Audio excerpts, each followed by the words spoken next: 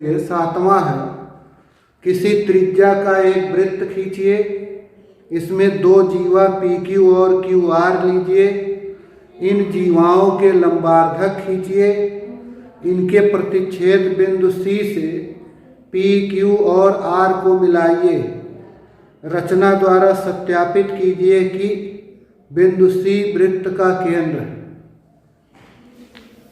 तो एक किसी भी त्रिज्या का वृत्त खींचना है, प्रकार में कोई माप लेकर के एक वृत्त बना देना है। प्रकार की जो नोक होगी वो वृत्त का केंद्र होगा। इसमें दो जीवा खींचनी है, एक पी क्यू और दूसरा क्यू आर। तो इस वृत्त का ये जो परिधि है, परिधि के किन्हीं दो बिंदुओं को मिला देने पर जीवा बनती है। तो मान लीजिए परिधि के इस बिंदु और इसको मिला देने पर जीवा बन गई पी क्यू, और एक दूसरी जीवा क्यू आर। दूसरी जीवा यहाँ क्यू से शुरू होनी है, तो ऐसे एक दूसरी जीवा खींच देंगे क्यू आर। अब इन दोनों जीवाओं पी क्यू और क्यू आर का लंबार्धक खींचना है, लंबार्धक। तो उसके लिए इस पी क्यू के आधे से अधिक माप की त्रिज्या लेकर एक बार P को केंद्र मानकर इस रेखा PQ के ऊपर और रेखा PQ के नीचे चिन्हना है। इसी तरह से वही माप लिए रहे, PQ के आधे से अधिक उसी त्रिज्या का Q को केंद्र मानकर रेखा के ऊपर और नीचे चाप लगाए। ये दोनों चाप, पहले वाले पूर्व वाले चाप, एक दूसरे को जिन बिंदुओं पर काटते हैं, इनको मिलाते हुए एक रेखाखंड खींच देना। यही इस रेखा PQ का लंबार्धक हो।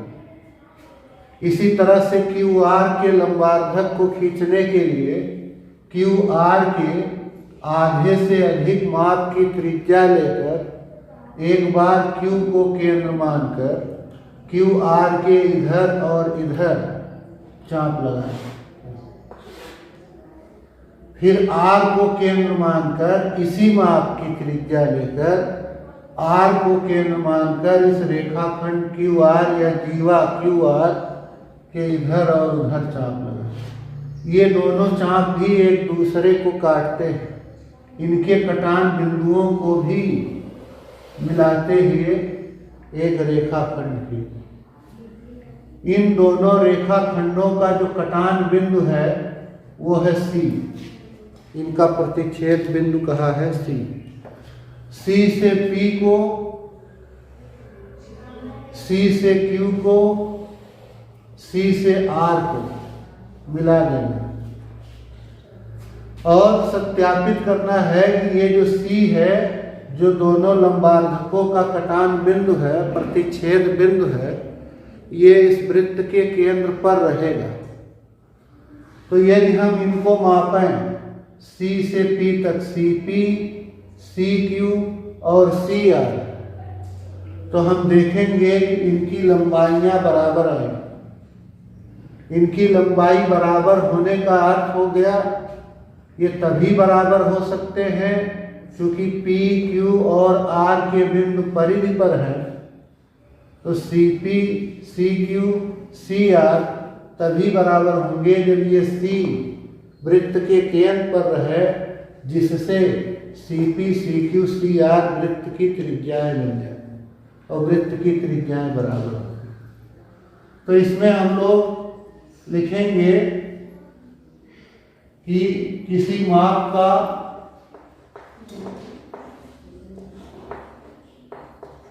किसी माप की त्रिज्या लेकर एक वृत्त खींचा।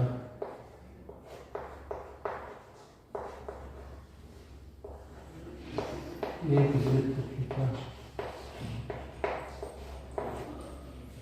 जीवा PQ और जीवा QR खींचा।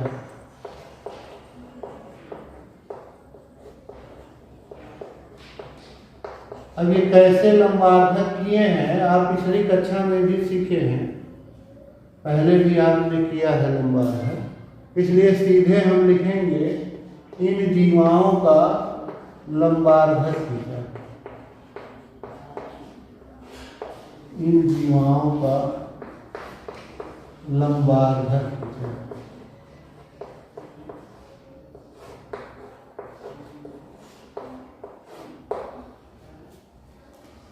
लंबार्धक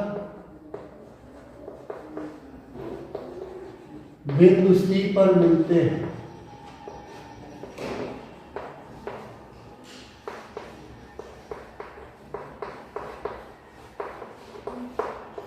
C से P, Q, R को मिलाया, मापने पर CP बराबर CQ बराबर CR। PQR वृत्त की परिधि पर हैं, वृत्त की परिधि पर हैं, इसलिए CP, CQ, CR वृत्त की त्रिज्याएं हैं, त्रिज्याएं बराबर होती है। अतः C केंद्र O पर या C वृत्त के केंद्र पर,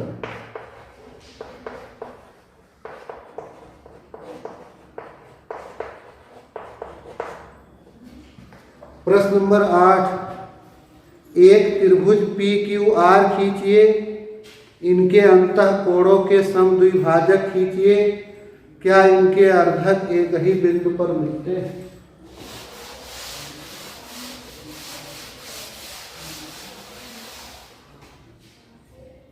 एक त्रिभुज PQR यहां खींचेंगे,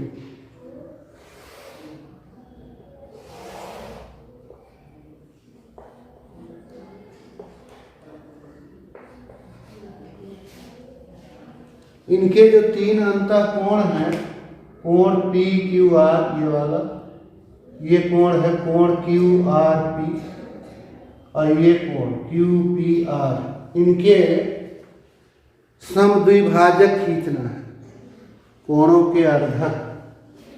तो जैसे इस कोण का अर्धक खींचना है तो इस Q को केंद्र मानकर किसी भी माप की त्रिज्या लेकर एक चाप लगाएंगे। यह चाप भुजा QR को L बिंदु पर और भुजा QP को M बिंदु पर काटता है। अब इस LM के आधे से अधिक माप की त्रिज्या लेकर एक बार L को केंद्र मानकर चाप लगाएंगे, एक बार M को केंद्र मानकर चाप लगाएंगे। ये दोनों चाप जहां एक दूसरे को काटते हैं उस कटान बिंदु को Q से मिलाते हुए आगे बढ़ाएंगे। ये जो रेखाखंड आ गया, ये मान लो यहाँ A लिख लूं, तो रेखाखंड QA अंतः कोण PQR का समद्विभाजक है। इसी प्रकार इस कोण R का समद्विभाजक खींचेंगे, किसी भी माप की त्रिज्या लेकर एक चाप लगाएंगे। यह चाप भुजा RP को एक बिंदु पर और RQ को एक बिंदु पर काटता है। जहाँ जहाँ ये काटा है इसके आधे से अधिक माप की त्रिज्या लेकर एक बार इसे केंद्र मानकर एक बार इसे, दोनों बार चाप लगाएंगे। दोनों चाप एक दूसरे को जहाँ काटते हैं उसे बढ़ा देंगे। ये फिर इसी तरह से ये यहाँ भी ठीक उसी तरह से इसका भी अर्धक बनाना। तो ये तीनों पूछ रहे हैं क्या एक ही बिंदु से जाते हैं, ये तीनों जरूर एक दूसरे को काटते हैं। तो अब इसमें लिखना है सर्वप्रथम त्रिभुज PQR खींचा, अंतःकोणों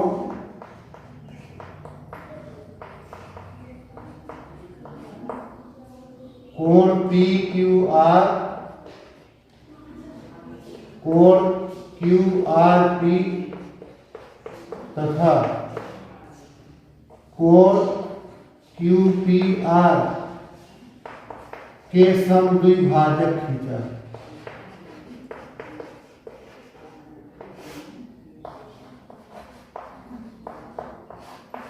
समद्विभाजक रेखाएं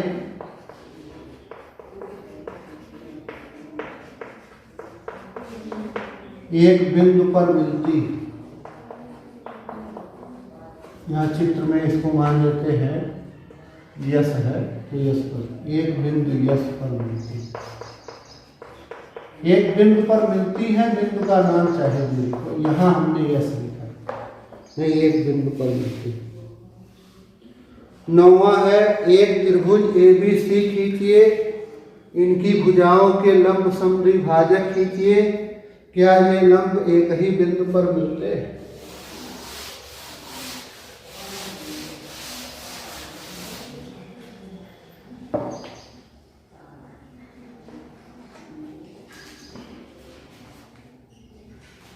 तो एक कोई त्रिभुज बना देंगे ABC और इसके तीनों भुजाओं के लंब समद्विभाजक खींचने, लंबार्धक।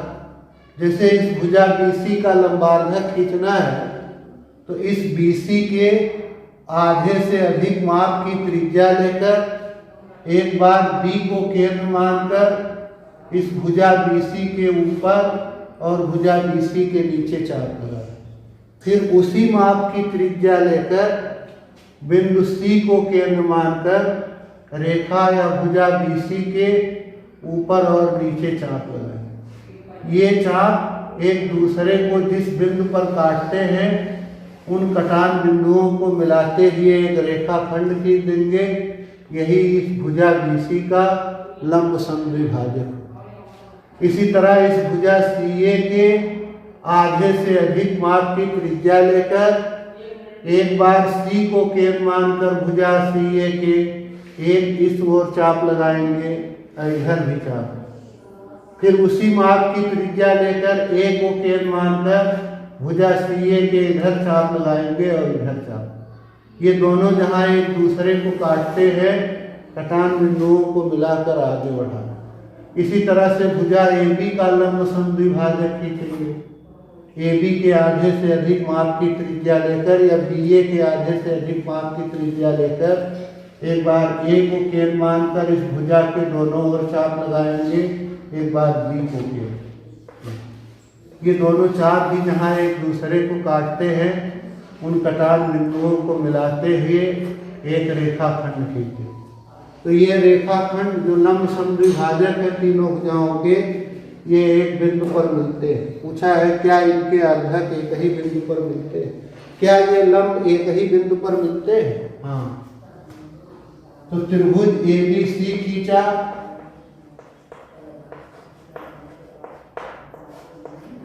भुजाओं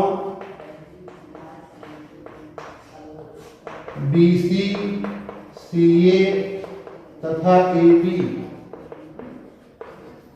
के लंब समद्विभाजक खींचा।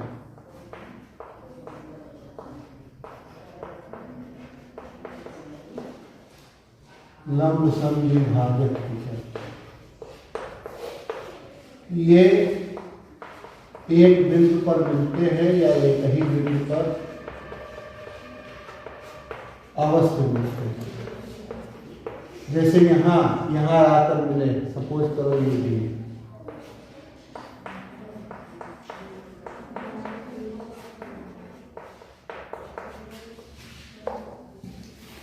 दसवां है पटरी और प्रकार की सहायता से 210 अंश के कोण की रचना करो।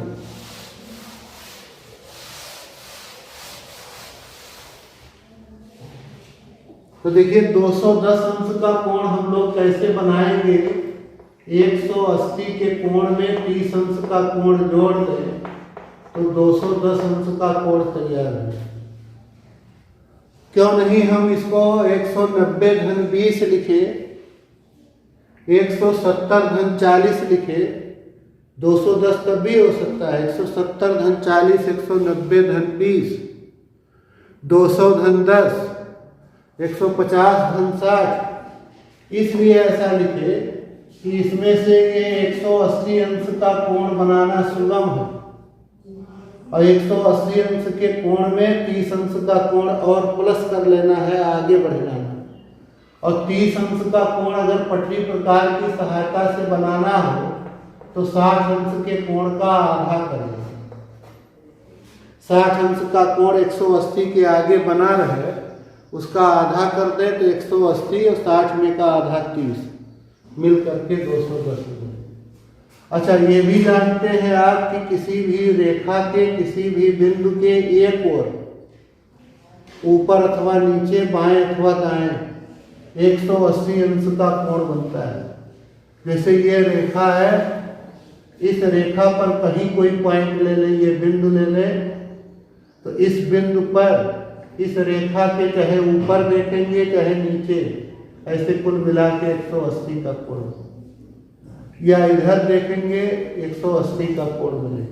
किसी बिंदु पर कुल मिला के 360 का कोण तैयार। तो इस आधार पर कहीं भी अगर हम एक बिंदु ले लें, कहीं भी, जैसे यहाँ ले लें, यहाँ ले लें, कहीं यहाँ ले लें एक बिंदु, अगर यहाँ बिंदु ले लिया तो इस पर ये 180 का कोण तैयार है। अब इस कोण में इस 180 के आगे 30 अंश का कोण और बन जाए, मिल जाए इसी में, तो 210 हो जाए। तो इसके लिए पहले यहाँ 60 अंश का कोण आगे बढ़ाएंगे 180 और उस 60 का आधा कर लेंगे। तो 60 अंश का कोण बनाने के लिए इस बिंदु को, जिस बिंदु पर 180 का कोण दिखा रहे हैं, मान लो कि ये ए बिंदु है, तो इस बिंदु ए को केंद्र मानकर किसी भी माप की त्रिज्या लेकर एक चाप लगाएं। यह चाप इस रेखा खंड को बिंदु डी पर काटता है। तो अब बी को केंद्र मानकर उसी माप की त्रिज्या लेकर एक और चाप लगाएं। यह चाप इस पूर्व वाले चाप को अगर सी बिंदु पर काटता है तो ए से सी को मिलाने वाली जो रेखा खंड होगी, ये यहां से 60 अंश पर होगा।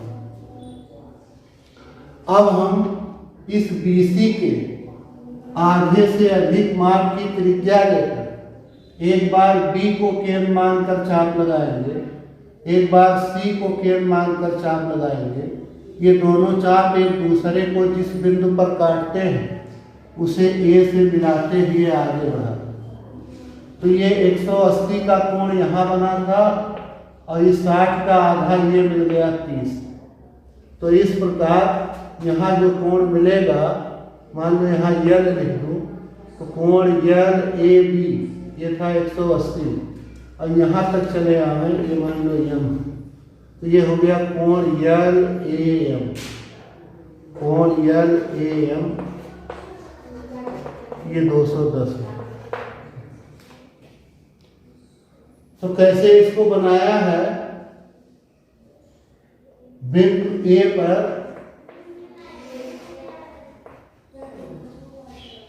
180 अंश का कोण है। सीधी रेखा खींच के उस पर किसी भी बिंदु को ले लें, उसके एक ओर चाहे ऊपर चाहे नीचे, या ऐसी हमारी रेखा है तो इस बिंदु के इधर चाहे उधर 180 का कोण। तो बिंदु ए पर ये 180 अंश का कोण है। अब ए को केंद्र मानकर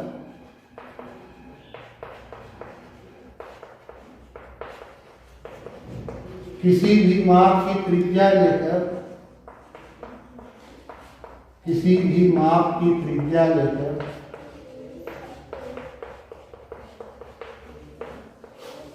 एक चाप लगाया।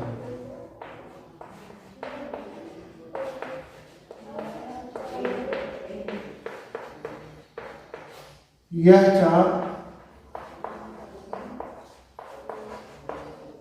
ए वाली रेखाखंड यह है, ए से जाने वाले रेखाखंड को बी पर काटता है।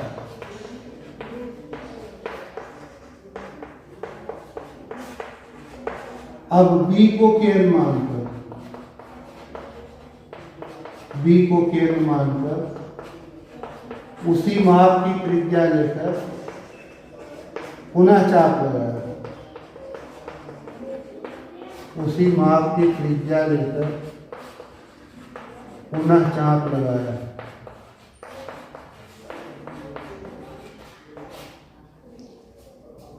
ये चाप एक दूसरे को सी पर काटते हैं। ये काटेंगे। अब देखिए ए से सी को मिलाते हैं, रेखाखंड खींचना जरूरी नहीं है। अब बीसी के आधे से अधिक माप की त्रिज्या लेकर बीसी के आधे से अधिक माप की त्रिज्या लेकर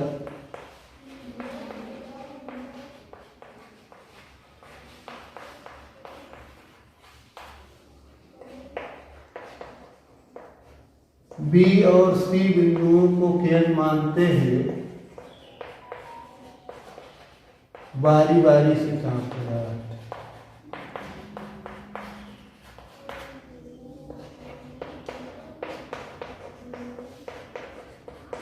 चापों के प्रतिच्छेद बिंदु को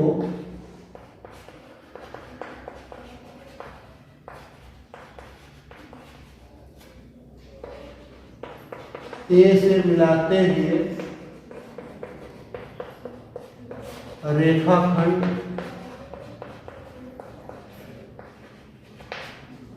एम खींचा। इस प्रकार कोण LAM बराबर 210। अंतिम सवाल है, एक रेखाखंड AB खींचिए, AB के बाहर कोई बिंदु O लीजिए, O से होकर जाने वाली AB के समांतर रेखा PQ खींचिए, O को बिंदु B से मिलाइए, रेखा PQ लिखा है, गलत छपा है, PQ नहीं चाहिए, AB चाहिए। रेखा AB पर कोई अन्य बिंदु S लीजिए, बिंदु S से होकर जाने वाली रेखा OB के समांतर एक रेखा खींचिए जो PQ को बिंदु T पर काटे। समांतर रेखाओं के इन युग्मों से कौन सी आकृति बनती है?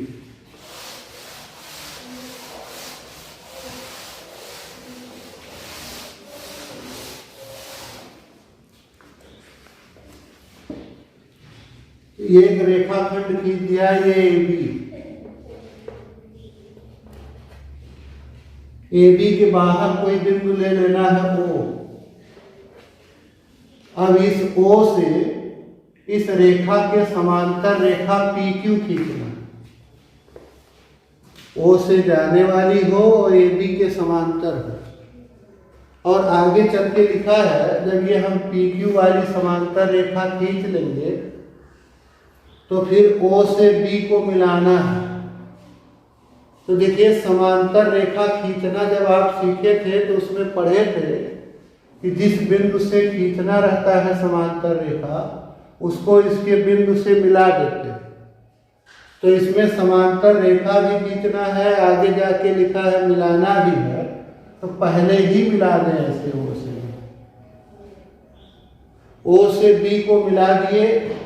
अब इस बिंदु B को केंद्र मानकर किसी भी माप की एक त्रिज्या लेकर चाप लगाएंगे।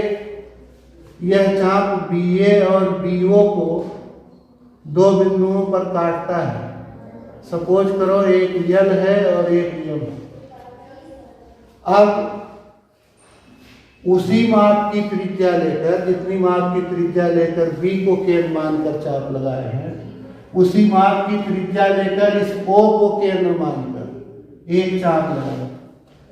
यह चाप भुजा ओबी को यन पर काटा।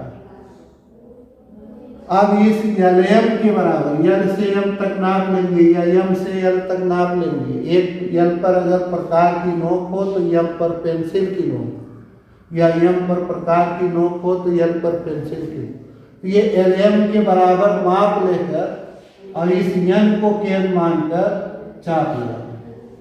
यह चाप पहले वाले चाप को जिस बिंदु पर काटता है उसे इस बिंदु ओ से मिलाते हुए आगे पीछे बढ़ा देंगे। तो ये जो रेखाखंड तैयार हुआ यही हो गया AB के समांतर रेखाखंड PQ।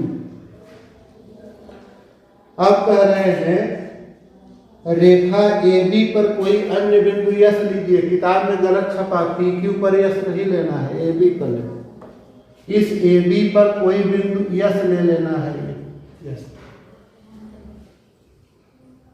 और यस से जाने वाली, इस यस से जाने वाली OB के समांतर रेखाखंड खींचो।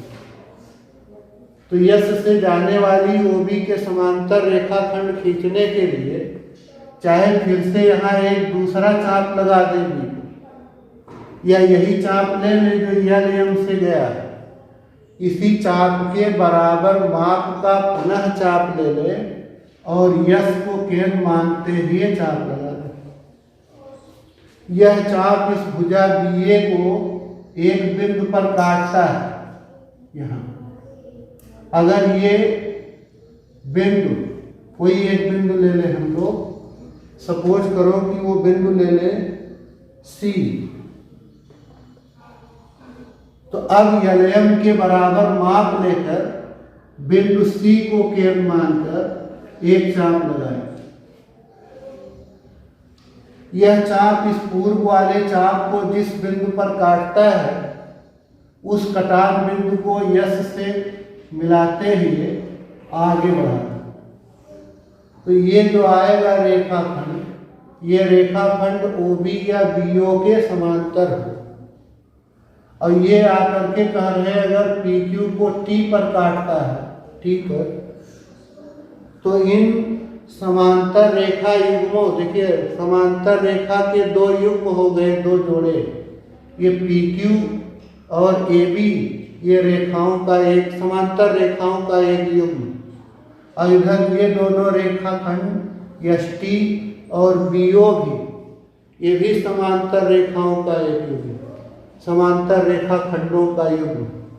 अब इन समांतर रेखाखंडों के दोनों युग्मों से क्या तैयार होगा, ये SDOT, ये समांतर चतुर्भुज बन जाए।